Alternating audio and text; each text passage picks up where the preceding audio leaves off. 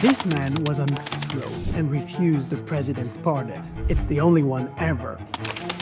No, not Hunter Biden, we'll get to him, bear with me, but him.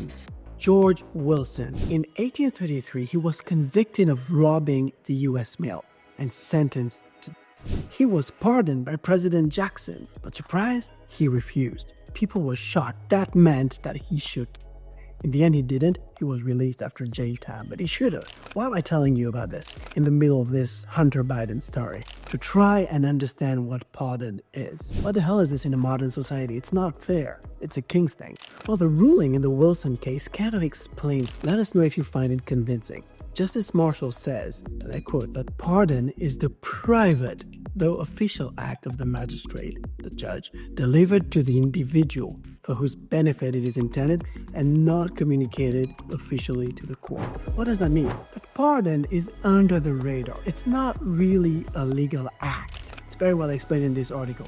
So when you say that pardon is unfair, yes, you're right. Pardon is not justice. Think about forgiveness in your own private life. When you forgive someone, what you get isn't justice. So what do you get? Well, you help yourself and others overcome conflicts of the past, open a path to reconciliation with others. That woman says it, it's philosopher Hannah Arendt. The act of forgiving allows us, and I quote, to begin again. Okay, you're gonna tell me that's personal stuff. How do we do that in society? French philosopher Paul Ricoeur suggests it has to be an exception, a blip. It's a gesture. It cannot be an institution. That's why, like the judge said, it's a private act of mercy between two individuals to unlock the future, to move on. The author in the article insists on it, and I was surprised to hear the same words on MSNBC. Take a listen. This allows the country to just move on from the Biden family saga, which has been, let's face it,